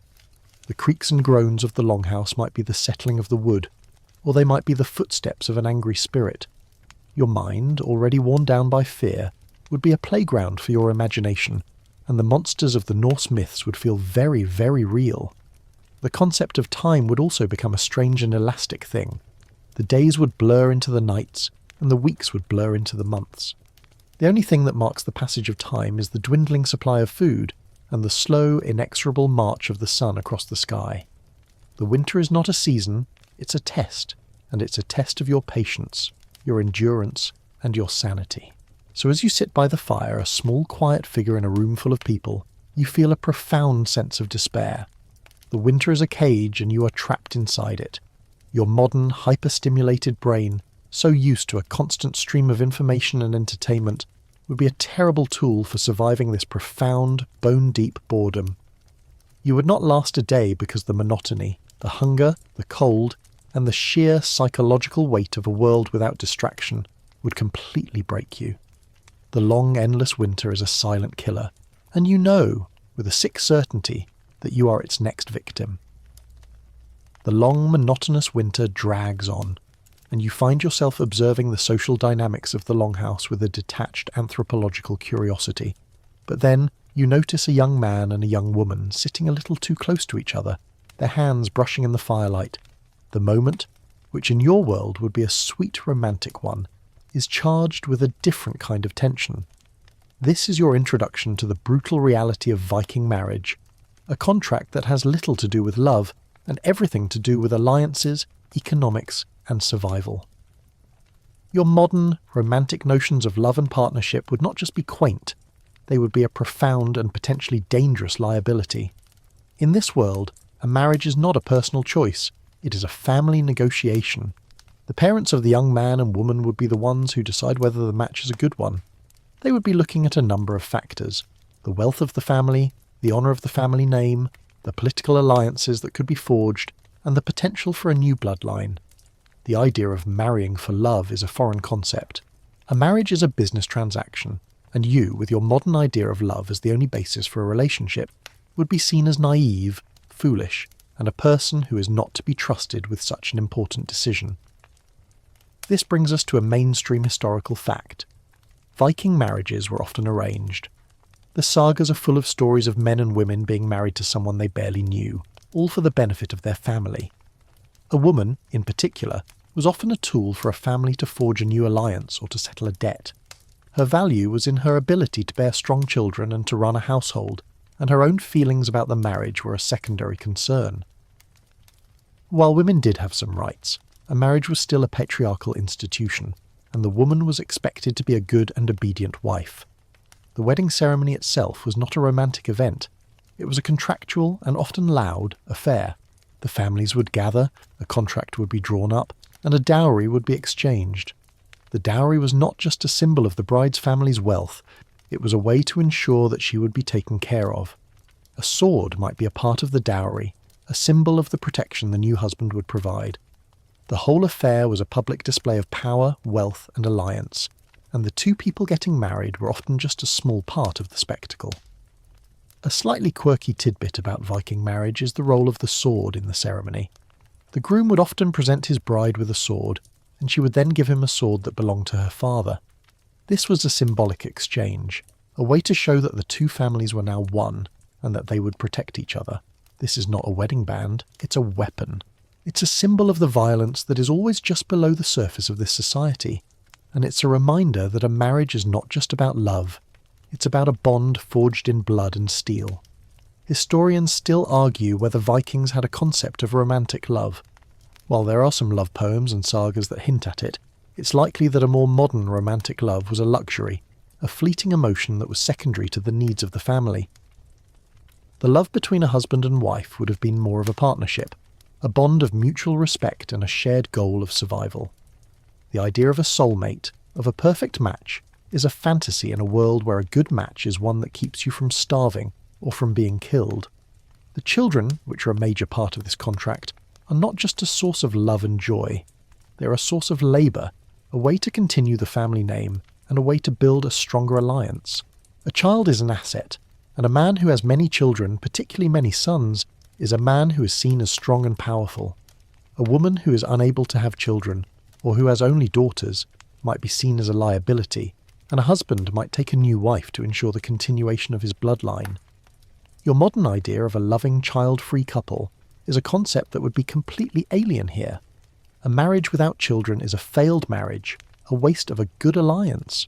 The role of divorce is another fascinating part of this. While men and women both had the right to divorce, it was not a simple affair. A woman could divorce her husband for a number of reasons, from a lack of sexual fulfillment to a lack of proper financial support. But a divorce was a public and often humiliating affair.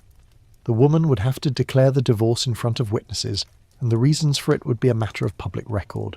A woman who divorced her husband too often might be seen as flighty and unreliable, and a man who was divorced too often might be seen as a bad husband.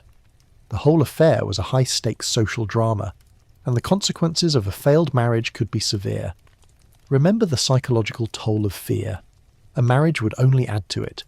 You would be entering a contract with a person you may not know, a person who might not love you, and a person who might be violent or cruel. You would be bound to them for life, and your only hope would be to learn to live with them, to find a way to make it work. The loneliness, the lack of intimacy, and the fear of a bad marriage would be a constant low-grade torment. The concept of a happy marriage is a fairy tale here.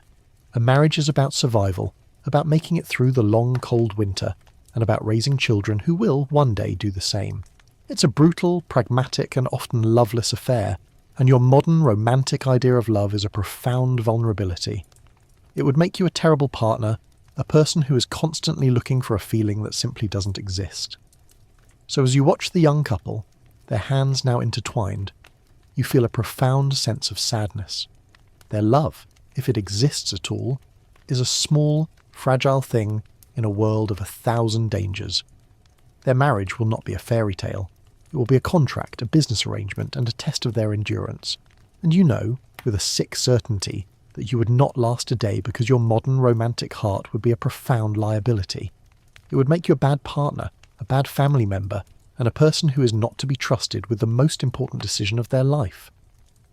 The Viking marriage is a brutal, pragmatic, and often loveless affair, and you, with your modern sensibilities, would be a profound casualty of it. You've seen the way a marriage is a contract, not a romance. But now you witness an argument between two men that escalates with a terrifying speed. One man, his face red with fury, spits an insult at the other. The second man, his hand on the hilt of his knife, calmly accepts the challenge. The men around them step back, a palpable sense of anticipation in the air. You, with your modern sense of order and justice, are horrified. You're about to witness the brutal, personal, and profoundly unjust nature of Viking justice, and you would not last a day in a world where the law is a matter of force, not reason. This is a world without a police force, a court system, or a centralized authority to settle disputes. The law, as you know it, simply does not exist. Instead, there is a complex and often bloody system of vengeance, arbitration, and blood feuds. A person who is wronged does not go to the police. They go to their family, and they demand vengeance. The only law is the law of strength, and the only justice is the justice of a sharpened blade. Your modern idea of a fair trial, of a jury of your peers, and of a judge who is impartial, is a fairy tale here. This brings us to a mainstream historical fact. The Vikings did have a form of legal assembly called the Thing. This was a gathering of freemen who would meet to settle disputes, to make laws, and to pass judgments. However, the Thing was not a court of law in the modern sense. It was a place for arbitration, where a person with a grievance could present their case. The decision was not made by a judge, but by the freemen who were present, and the enforcement of that decision was not done by a police force, but by the person who had won the case. A man who was declared an outlaw, for example, was a person who could be killed with impunity, and it was up to the person who had won the case to enforce the sentence. The law of the land, such as it was often based on the principle of an eye for an eye. If you killed a man, his family had the right to kill you, or to demand a payment, or vergild, a blood price that was a form of compensation. But the size of the vergild was a matter of negotiation, and the strength of your family, your social standing, and your ability to fight were the only things that mattered. A rich man who killed a poor man might get away with a small payment. A poor man who killed a rich man might get a death sentence. Justice was not blind. It was a matter of power and social standing. A slightly quirky tidbit about Viking law is the use of duels, or holmganga, to settle disputes. We touched on this earlier, but it's worth revisiting. If a person felt they had been wronged, they could challenge the other person to a duel. This was a form of sanctioned violence, a way to settle a dispute without a full-scale blood feud. The duel was a high-stakes affair, and the winner was the person who was left standing. This is not a legal proceeding, it's a fight to the death. The law in this case is not a set of rules, it's a person with a bigger sword and a stronger arm. Historians still argue whether the thing was an effective form of justice, or a theatrical arena for the powerful to flex their muscles. It was likely a bit of both. The thing gave a semblance of order to a chaotic world, a way to settle disputes without a constant state of open warfare. But it was also a place where the powerful could get their way, and a place where a person with a small family or a low social standing could be easily ignored or taken advantage of. Your modern idea of a fair and equitable legal system is a fantasy here. The blood feud, which we also touched on, is the ultimate form of this justice. If a man was killed, his family had a profound duty to avenge his death. This was a sacred obligation, a part of their honour and their identity. A family that did not avenge their dead was a weak family, a family that could be pushed around and taken advantage of. A blood feud could last for generations, and it could consume the lives of dozens of people. It was a cycle of violence that was almost impossible to escape, and it was the ultimate expression of the idea that justice is a personal and often bloody affair. Remember the social hierarchy we talked about? It is the bedrock of this system of justice. A jarl who kills a carl might be able to pay a vergild. A carl who kills a jarl might get a death sentence. A thrall, with no rights, could be killed with impunity. The law, such as it was a reflection of the social order, and it was a tool for the powerful to maintain their power. You, with your low social standing, have no one to speak for you, and no one to fight for you. You're a person without a legal voice, and that makes you incredibly vulnerable. The psychological toll of this is immense. You're used to a world where you can call 911 if you're in danger. Here, there is no one to call. You are your own protector, and the fear of a perceived slight, of an insult that could lead to a fight, would be a constant low-grade source of anxiety. You would have to be incredibly careful with your words, with your actions, and with your posture. You would have to learn to be a warrior, to be able to fight and to defend yourself, because the law will not do it for you. And the lack of a proper legal system means that a person with a small private grudge could kill you and get away with it. There would be no investigation, no police report, and no arrest. Your death would be a footnote, a small part of a larger story of a world where violence is a fact of life. Your modern expectation of a just and fair world is not just wrong. It's a dangerous delusion that would get you killed. So as you watch the two men, their hands on their weapons, you feel a profound sense of dread. The legal system that you took for granted, the system that protects you from the casual violence of the world, is gone. In its place is a brutal, personal, and profoundly unjust system of revenge and retribution, and you know, with a sick certainty, that you would not last a day because you're not a fighter. You're not a person with a powerful family, and you are not a person who can survive in a world where justice is a matter of force, not reason. The brutal personal justice you've just witnessed is a taste of something far more terrifying, the reality of being a raider. As the winter confinement begins to give way to the first signs of spring, the village is stirred with a different kind of energy. The longships, which have been sitting dormant on the shore all winter, are now being prepared. Men are sharpening their swords, mending their shields, and talking with a low, intense excitement. You, with your modern, romanticized image of Viking raiders as glorious warriors on a grand adventure, would quickly learn that the reality is a grim, brutal, and incredibly high-risk affair. This is not a glorious, clean battle. This is a violent, bloody, and often chaotic brawl. The ships are being loaded not with supplies for a long journey, but with weapons, shields, and a fierce, single-minded determination. The men who are going on this raid are not heroes. They are desperate men, looking for a way to feed their families, to gain honour, and to acquire wealth. For them, a raid is a high-stakes gamble. The reward could be immense, but the cost could be their life and the lives of the men around them.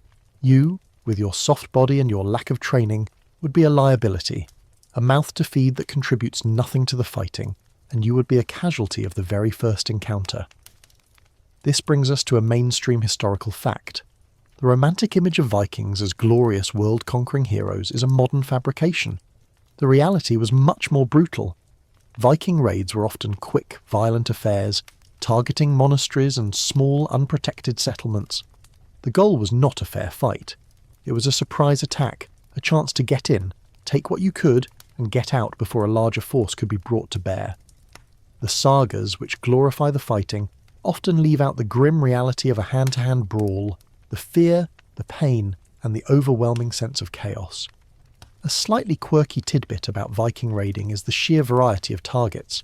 While monasteries were a favourite, they also raided villages, farms, and even other Viking settlements.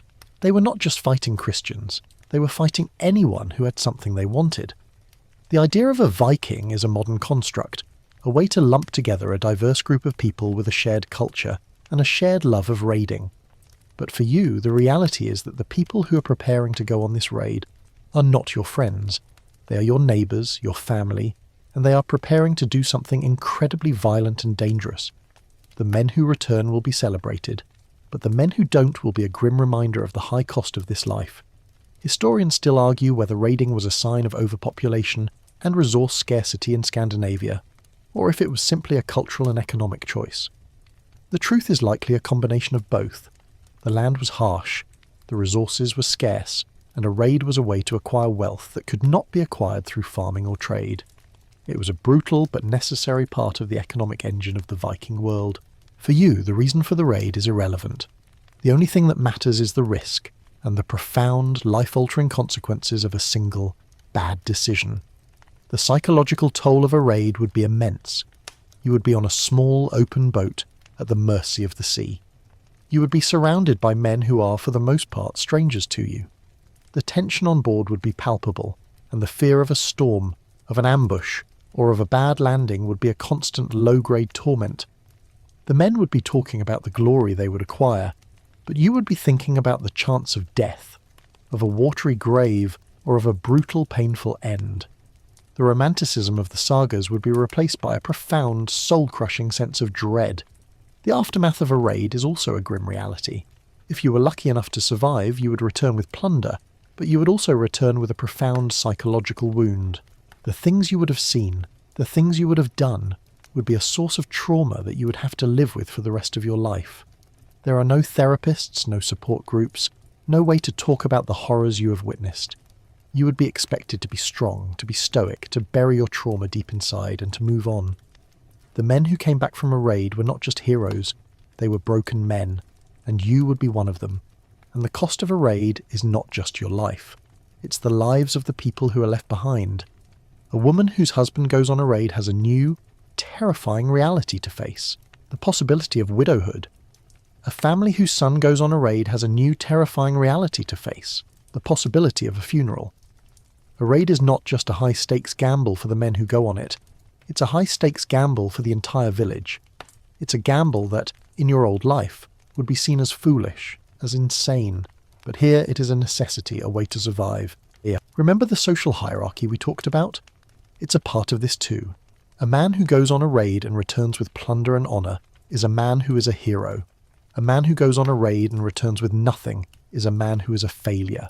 A man who is too afraid to go on a raid is a man who is a coward, a person who is not to be trusted, and a person who is not to be respected. You, with your fear and your lack of a warrior spirit, would be a social pariah, a person who is not worthy of the name Viking.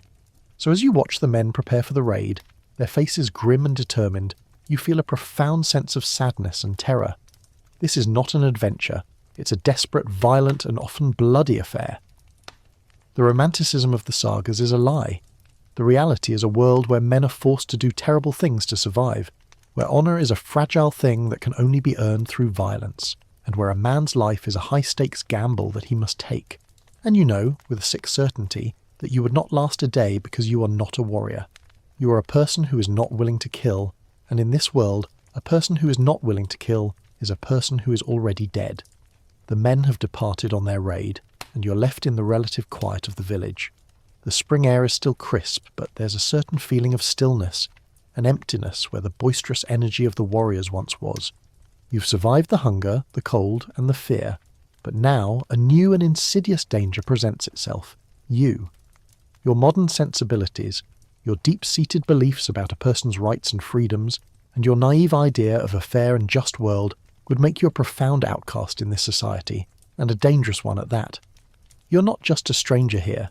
You're an anomaly, a glitch in the system that this world simply would not and could not tolerate. Your values are a direct contradiction to the very foundation of Viking society. You believe in a world where everyone has a right to their own life, their own beliefs, and their own property. You believe in a world where the law is for everyone, regardless of their social standing. You believe in a world where violence is a last resort, not a first response. These are not just different ideas, they are dangerous heresies here. A person who espouses such ideas would be seen as weak, as foolish, and as a threat to the very fabric of society. This brings us to a mainstream historical fact. The Vikings were a deeply communal people. The idea of the individual, of a person's rights being more important than the needs of the group, is a modern concept. The family, the clan, and the village were the most important things in their lives. A person who put their own needs before the needs of the group would be a social pariah. A person who challenged the social hierarchy, who questioned the wisdom of the elders, or who refused to participate in a raid would be a profound liability. You, with your modern love of individualism and personal freedom, would be a constant, low-grade source of social friction, and you would be an easy target for a person who wants to prove their own loyalty to the group. The psychological dissonance of this would be immense.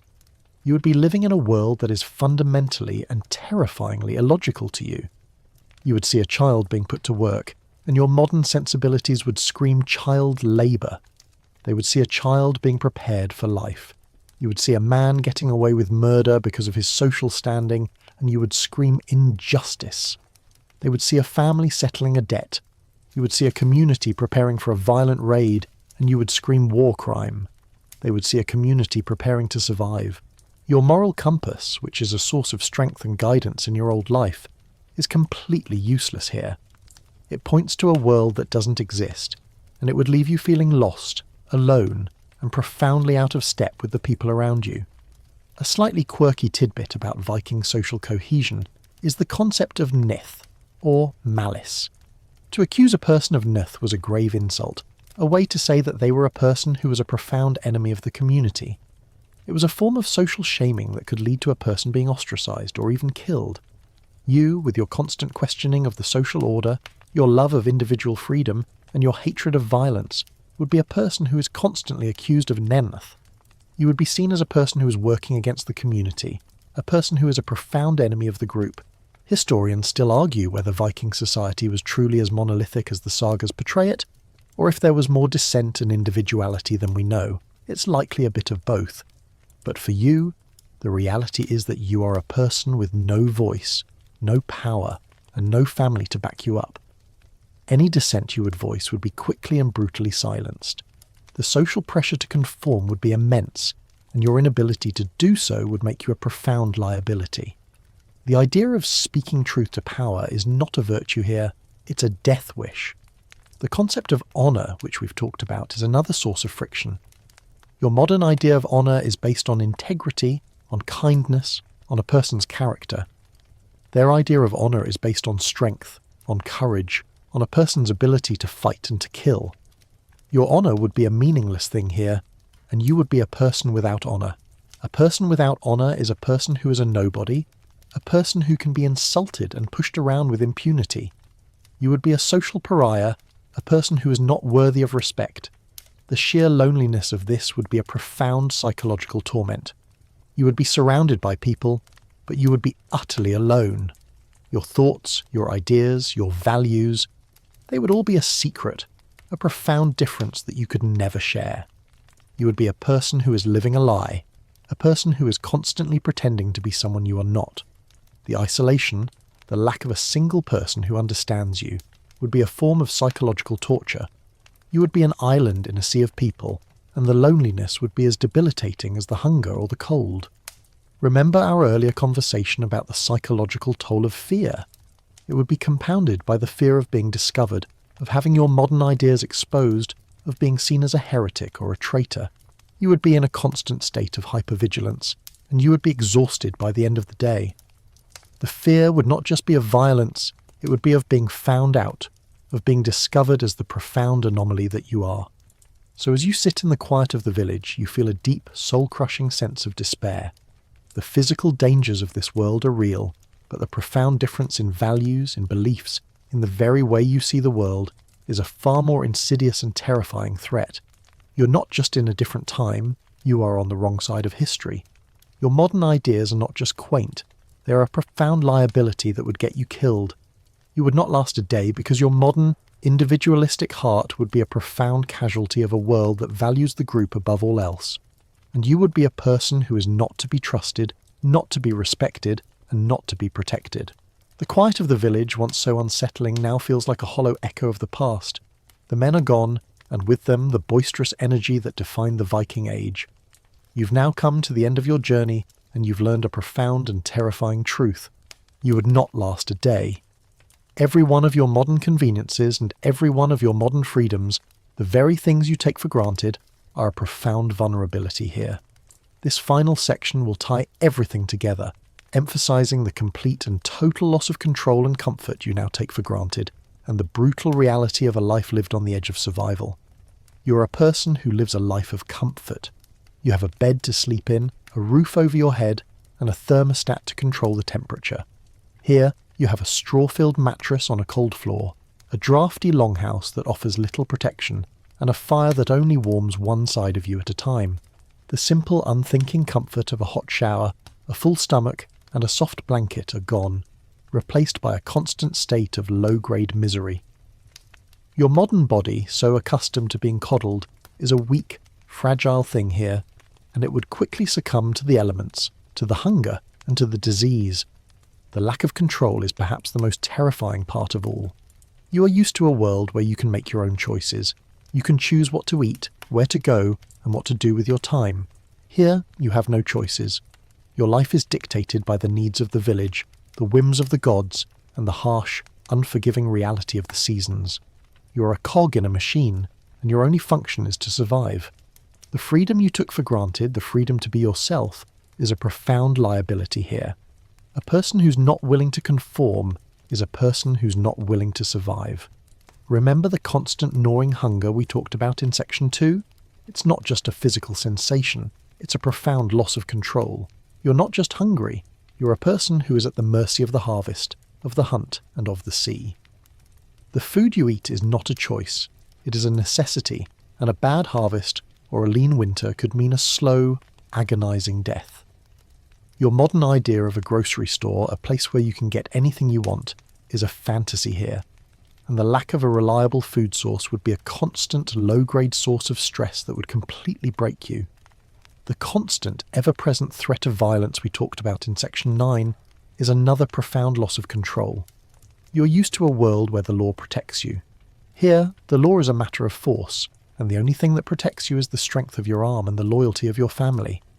You are a person who is constantly on edge, constantly afraid, and constantly aware that a single, wrong word could lead to a fight, a feud, or a death.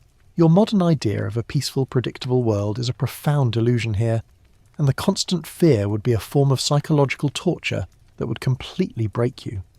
The psychological toll of fear and loneliness, which we touched on in section 10 and 17, is the final nail in the coffin. You're a modern person who is used to a constant stream of information, of social connection, and of distraction.